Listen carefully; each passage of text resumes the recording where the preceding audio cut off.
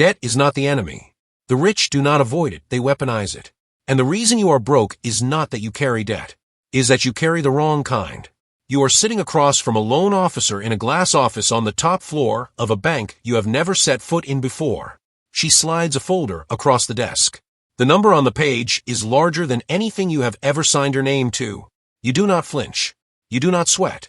You pick up the pen like you have done this 100 times. We will come back to this moment. But first, you need to understand how you got here, because 5 years ago, this same bank would not have lent you the price of a used car.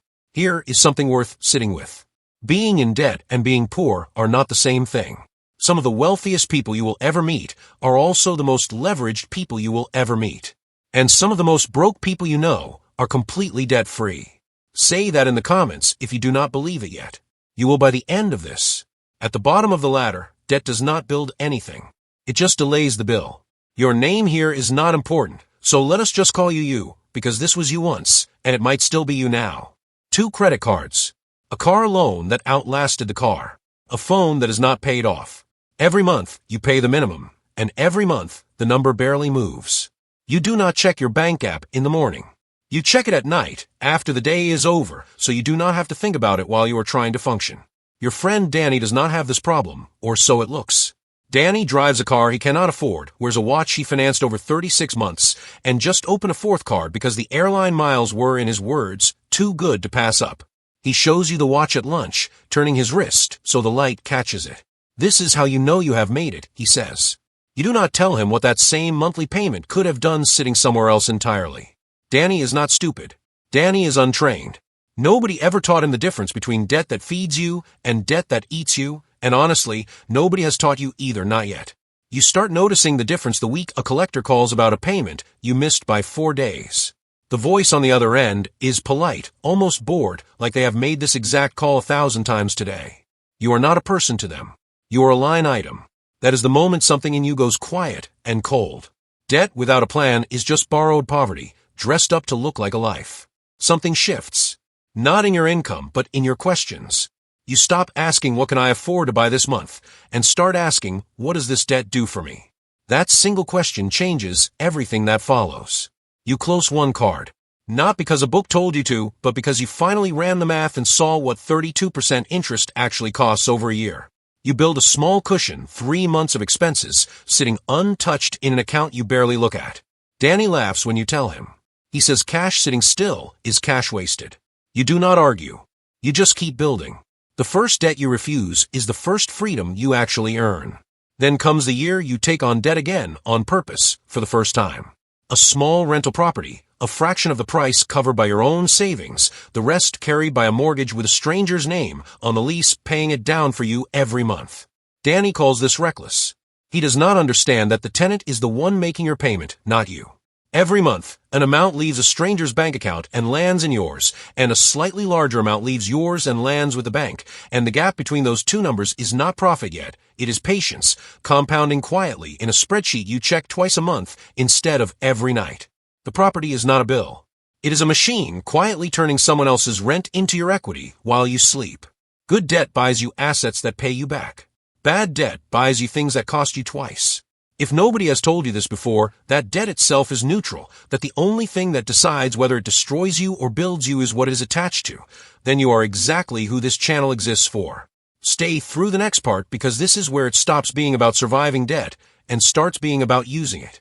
2 years later, you sit across from a different banker, this one at a business lending desk, and he asks what the loan is for. You tell him plainly that you are buying out a small competitor whose owner wants to retire, that the business already generates more cash than the loan will cost service, that you are not gambling, you are simply moving faster than saving a loan would ever let you move. He nods and starts printing paperwork. Danny, hearing about this later, cannot understand why anyone would take on that much debt voluntarily. You do not explain it to him anymore. Some lessons only make sense once you have lived them. Leverage is not danger. Leverage is just other people's money, working toward your future while you are still awake to steer it. Something shifts again. Not in how much you own, but in how you look at what you already have. Your investment account has grown quietly for years, and one afternoon you learn that instead of selling shares and paying tax on the gain, you can borrow against the account itself at a fraction of what selling would cost you.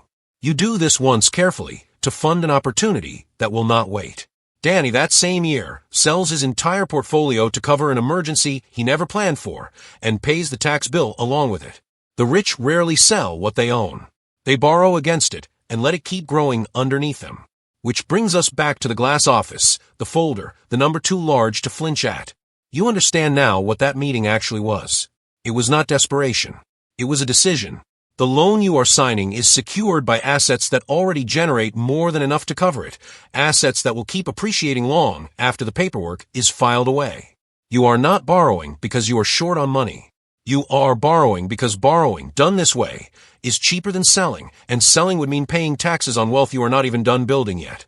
This is the strategy people at the very top rarely explain out loud. Buy assets, borrow against them instead of selling them, and let time and appreciation quietly do the rest.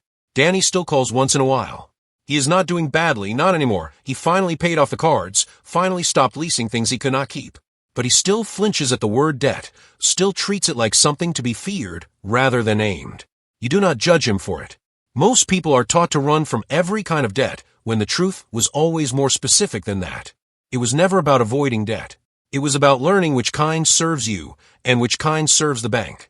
You check your banking app now the way you used to check it back when you were afraid of it, except the feeling underneath is completely different. Back then, checking the balance was bracing for bad news. Now it is closer to reviewing a report on something that is working. The numbers on the screen represent leverage that is paying for itself many times over, assets that grow while the debt against them stays fixed, cash flow that covers every payment with room left over. There is no anxiety in it anymore. Just quiet confirmation that the machine you built is still running exactly as designed. This is what nobody tells you at the bottom of the ladder, that the goal was never to escape debt entirely. People at the very top of the wealth ladder are often more leveraged than anyone below them, not because they are careless, but because they have made debt into a tool instead of a trap. The difference between drowning in it and building an empire with it was never the size of the number. It was always the plan behind it. You sign the papers.